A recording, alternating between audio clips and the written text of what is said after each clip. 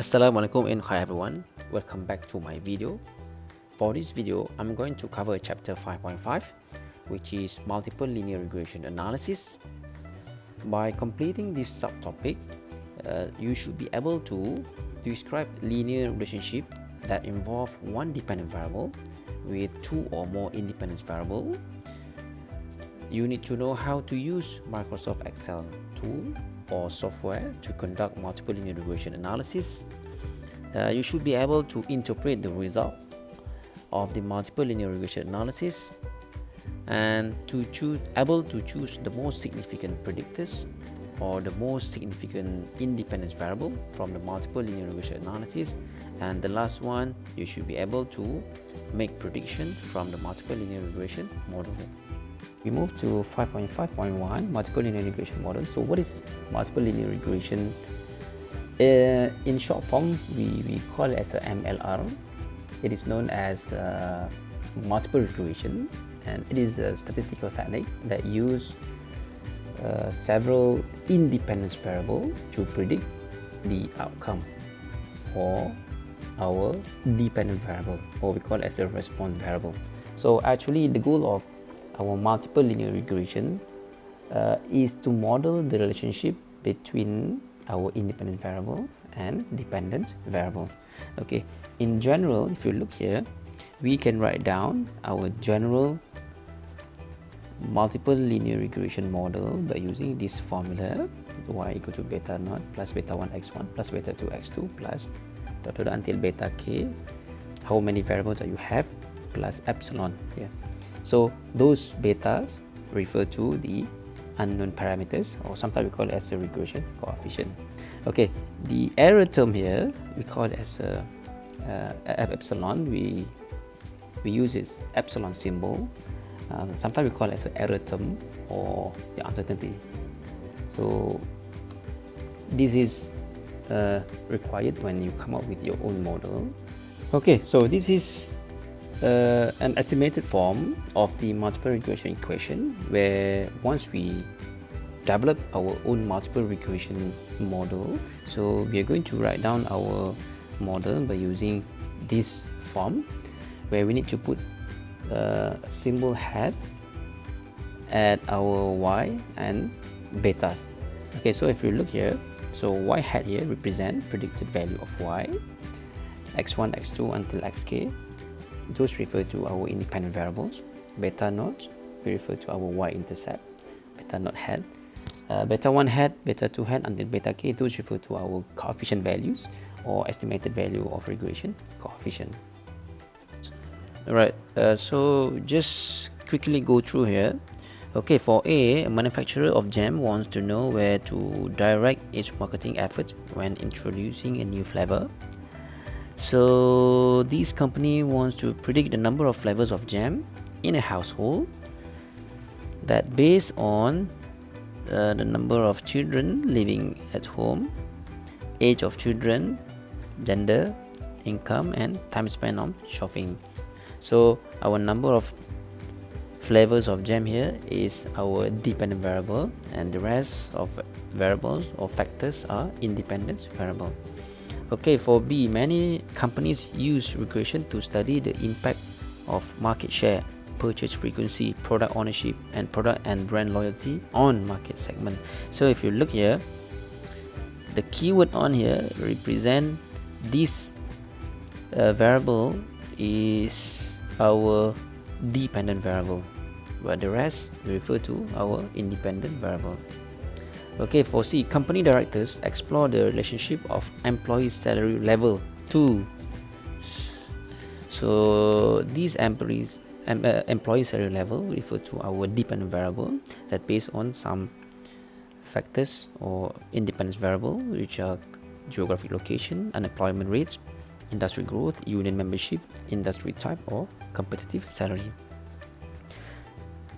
Okay, for D, medical researchers use regression analysis to seek link between blood pressure and independent variable. This one is clearly mentioned, which are the independent variable, which are the dependent variable. Okay, age, social class, weight, smoking habit, and risk.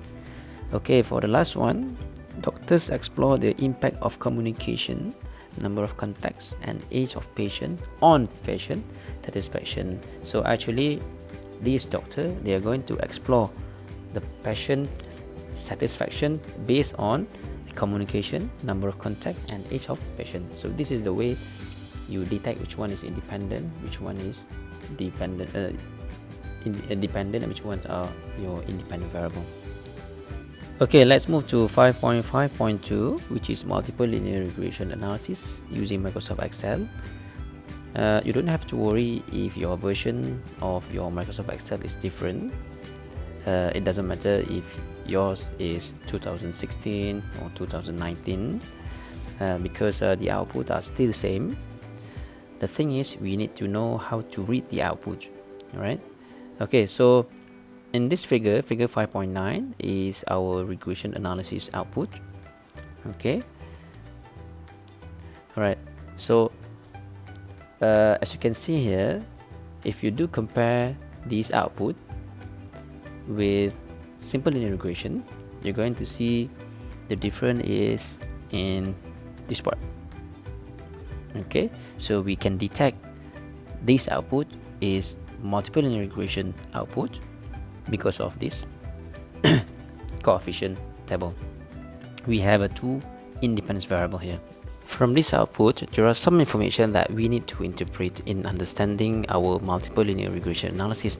So here we have three tables, which are regression statistics, ANOVA tables, and coefficient table. In regression statistics, what we need to know are, the first one is multiple R.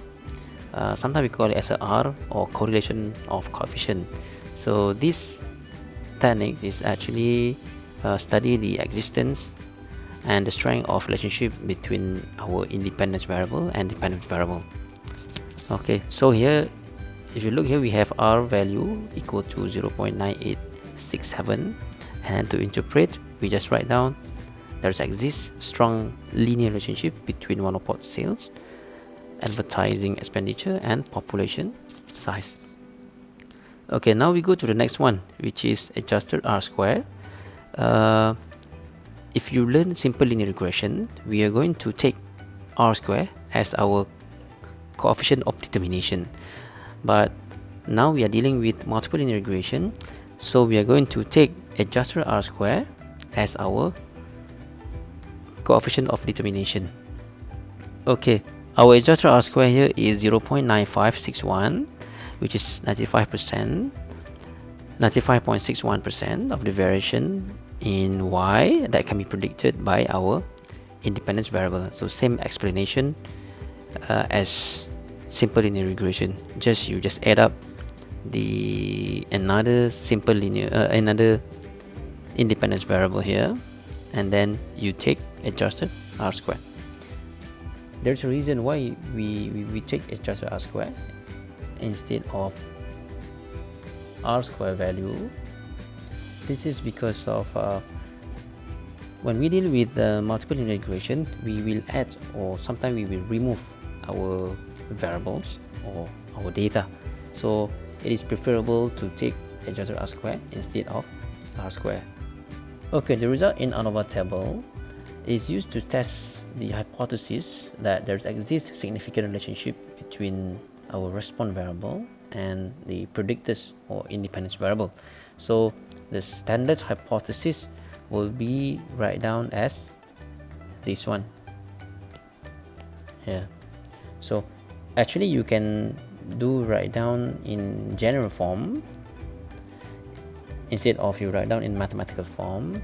If you refer to page 295 in your from the module, you can write down for your H null is neither of the independence variable is related to the dependent variable, and for your H1 is at least one of the independence variable is related to the dependent variable. Okay, so if you look here for H null,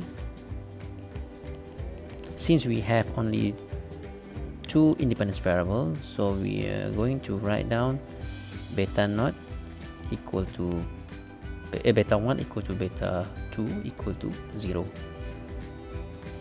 you have a 3 or more, so you write down b1 beta 1 equal to beta 2 equal to beta 3 equal to 0.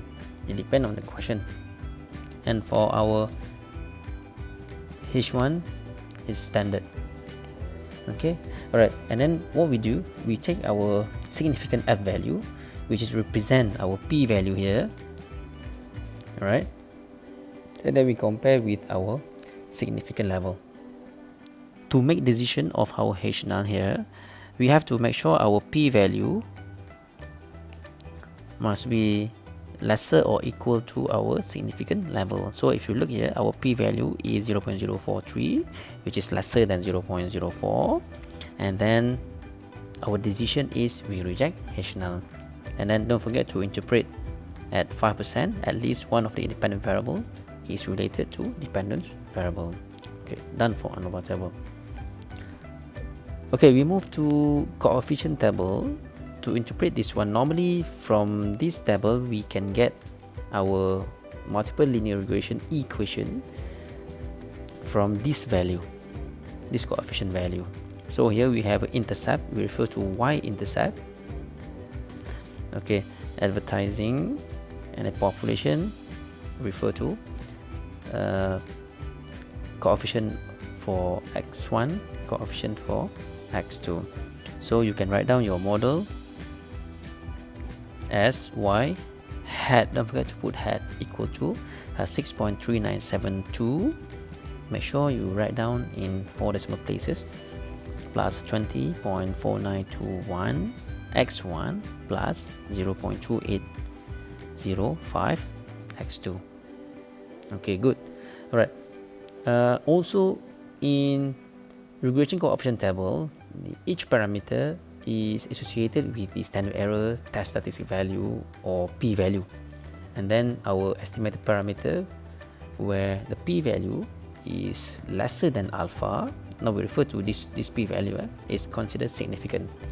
So normally we test for our independent variable here, the first one and the second one, to see whether this independent variable is significant or not by comparing this p value and our significant level. Okay, now we go to our example 5.8, but if you refer to your module, it is actually 5.7, but it is same. Okay, a sales manager of computer company needs to predict sales of monopod in selected market area. He believed that advertising expenditure and the population in each market area can be used to predict monopod sales.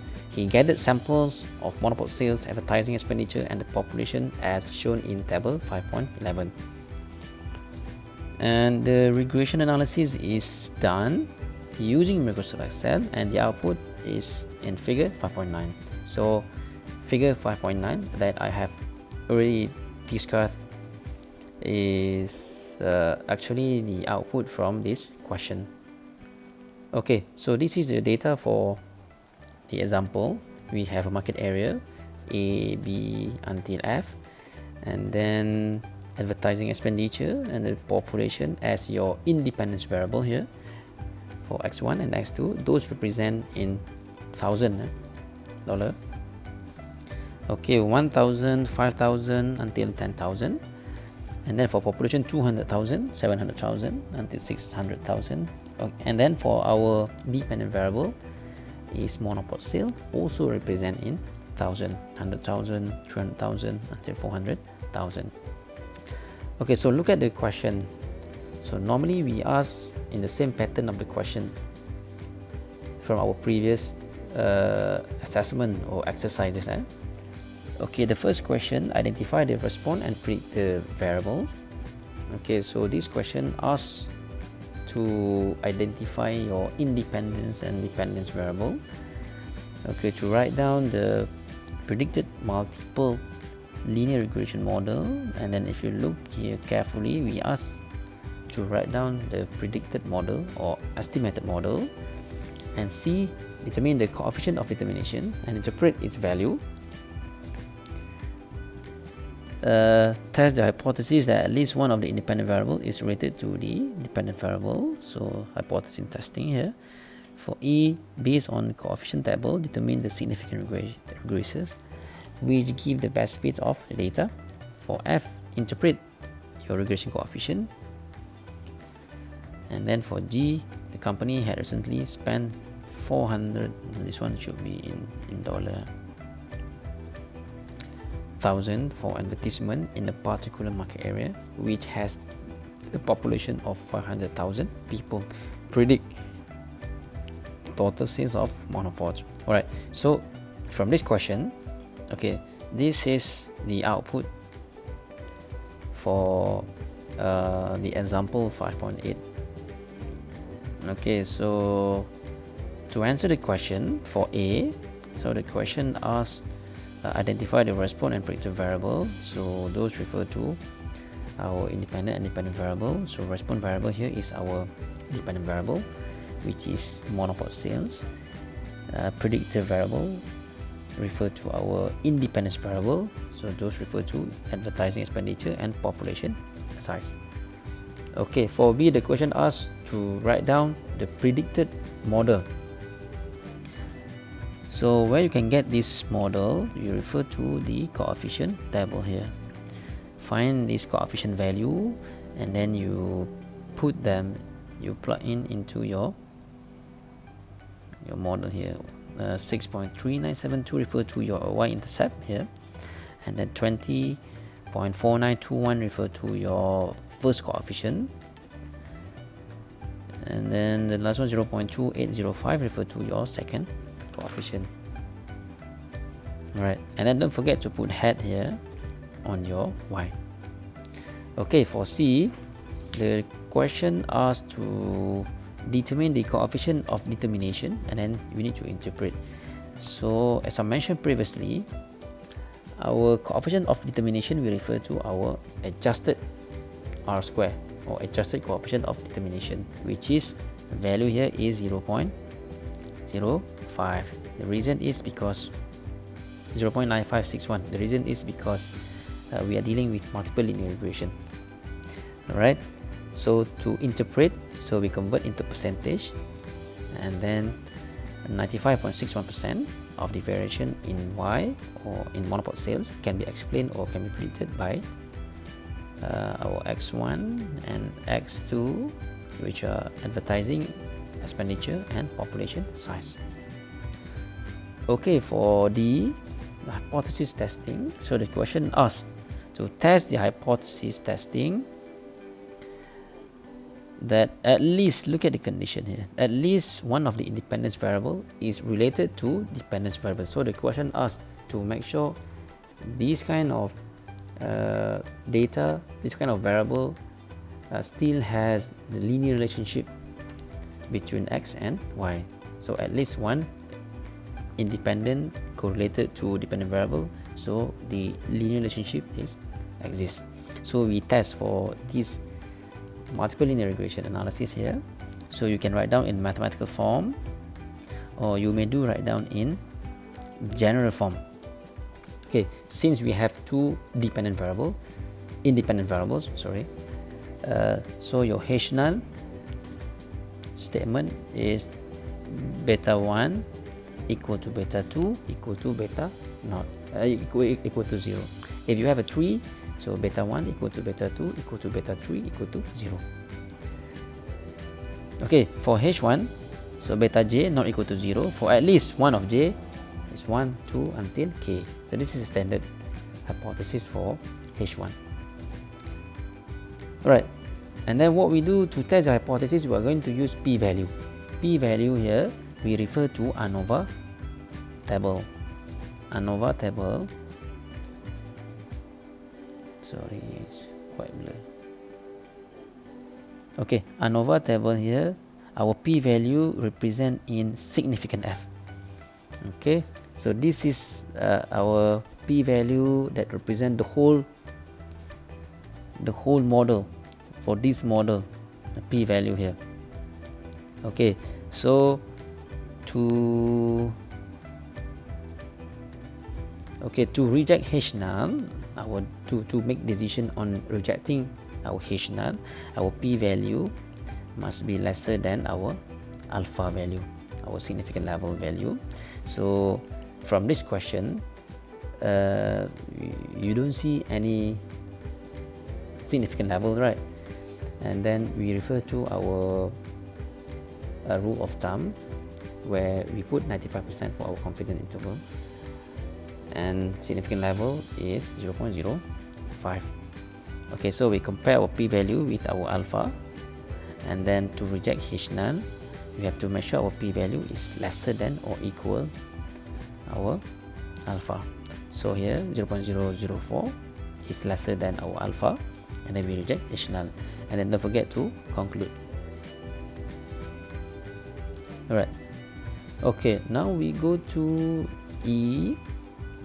Okay, for E, based on the coefficient table, so the question asks to determine the significant predictors or significant independent variable which can give the best fit of the data. So if you look here, we have x1 and x2. So now we try to find out the value for x1 and x2. Okay, so these two values, actually we refer to our coefficient table, and then look at these two values here. So these are the p values for advertising variable and population variable. So p value for individual variable. So the first one is 0.399. I can do copy from here, 0.399, and the second one is 0.0264.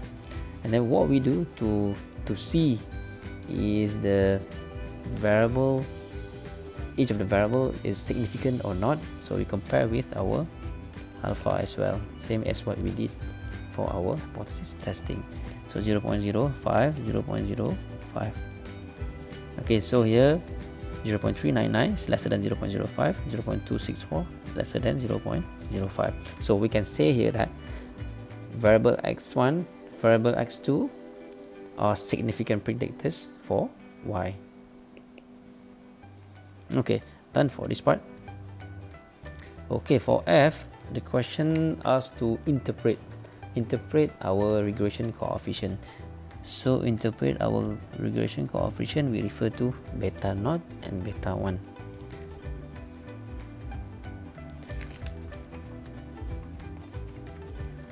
Okay, the question asks to interpret beta naught, beta 1, and beta 2. Okay, this is the way how you explain your beta naught, beta 1, and beta 2, and then you write down the value. So to explain for this one, this is the general explanation, this is the specific explanation that refer to our case study. Okay, for beta naught, 6.3972, the estimated value of monopod sales when advertising expenditure and population are both zero. Simple, eh? Okay, for beta 1, 20.4921. So when the population size is held constant, okay, when your x1 is constant, the estimated monopod or your y increase. Why we use increase? Because this one is positive value. Okay, for every one unit here we refer to 1000 for advertising expenditure. Okay, and then same explanation for beta 2. So when the value of advertising expenditure is held constant, okay, the estimated monopod sales or y increase as well, because its value is positive for every one unit, 1000 here of population size. Okay, for the last question, so last question normally we ask the student for prediction process. Okay, we give you some new values for your independence variable, and then you predict based on your model. Okay, the company had recently spent 4,000 for advertisement in a particular market area which has a population of 500,000 people. So predict the total sales. Okay, so our value, okay, look, we have a 4,000 here, and then 500,000, And then why we take this 4 and 500, because we refer to our data from table. Okay, so we represent in bracket, so we don't have to put these 3 zeros. Okay, so we jot down the information for x1 and x2, and then we do calculate to find out our estimated y. So don't forget your unit and then 4 decimal places.